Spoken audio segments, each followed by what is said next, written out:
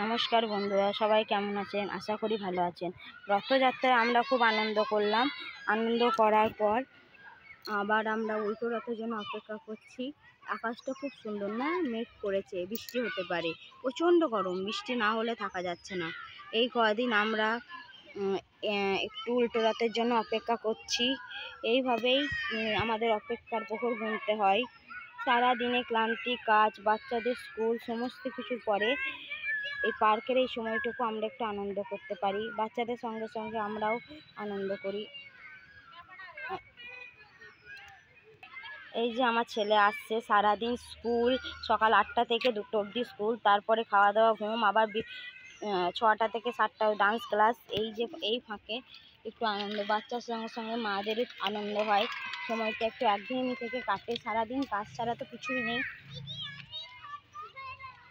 তো এইভাবেই আমরা একটু আনন্দ উপভোগ করছি। ব্লগটা আমি এখানেই শেষ করলাম। প্রচণ্ড আওয়াজ হচ্ছে। ভালো থাকবেন, সুস্থ থাকবেন।